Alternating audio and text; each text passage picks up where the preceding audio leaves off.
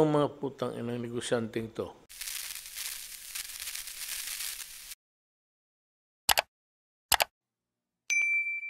Ano itong sinasabi nilang mas mura doon at itong ko na mag-asawang spouses ko are the dealers of itong yung nabili ninyo at mahal? Oh, is there really a price difference there or haka-haka lang nila yan? I do not know these two personalities. Ito pong Ko.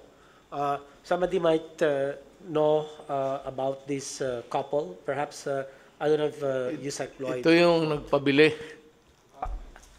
Ahente. Yes, Mr. President, they have offered to sell. They are owners of, I think, Omnibus. The company is known as Omnibus. They are A manufacturing company. no, they are the exclusive distributor of Sunsure in the trading. Philippines.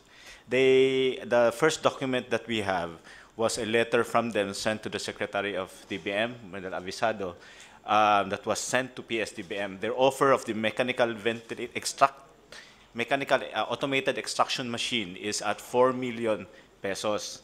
We also have an email from them offering the said item at 4,350,000, which Senator Lacson is claiming that if you buy it direct from Sunsure, it's only at 1,750,000. As per record, Omnibus Biomedical Systems Incorporated offered it at 4,325,000, and Guidance Management Corporation sold it at 5,274,423. Filanaserve Incorporated at 7,740,000. These are all domestic corporations selling Sunsure equipment in the Philippines. However, during the bid, they did not win because a foreign corporation from Hong Kong-based, which is also an exclusive distributor of Sunsure in Hong Kong, sold it to us, yung mga kits. So, natalo po sila sa bidding, kaya hindi sila nanalo. But they are complaining, why are we not respecting their exclusive distributorship?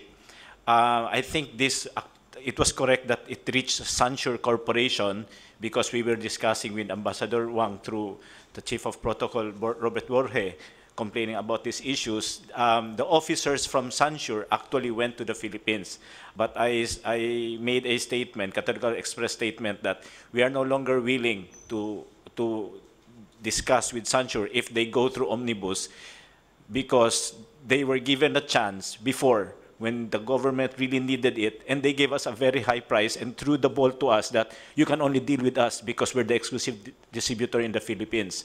So if we allow them to distribute now at a lower price, we're giving them a reward for what they have done before. Now that we can go direct to Sunsure, we suggest that we bypass them because we can get it cheaper. Second, they should pay for what they have done before. Kasi nagipit tayo, hindi tayo makalipad kasi meron tayong mga restrictions and all. They're the only ones who are connected to Sunsure, and they're selling it at least not less than double the price. And you cannot get it unless you pass through them. I think the same problem with the private sector. This is very serious kasi nga the only source that we can get these PCR machineries and kit is from Sunsure now.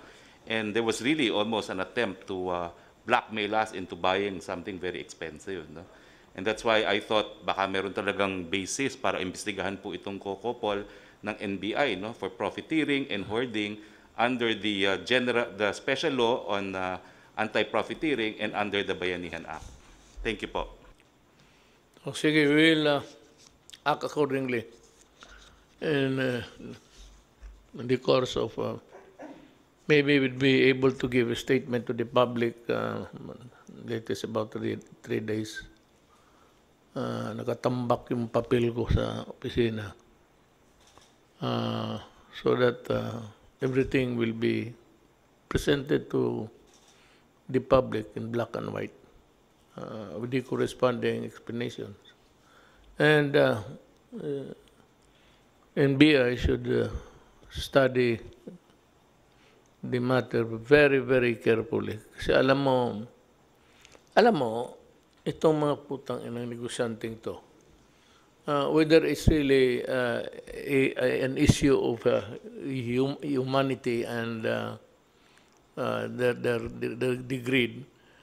Yung hoarding na ano, you cannot, it's part of the business practices which you may call not even obnoxious. It's repulsive to the human mind when you start to think about it. But let's look at it on what it is legally. Sans the maybe yung mga suspicion whether it is that. After all, it's not easy to charge a person. I still believe in the if the NBI has the probable cause, then go ahead. But I still believe in the what accruing to government people working, the presumption of regularity in the performance of their duties.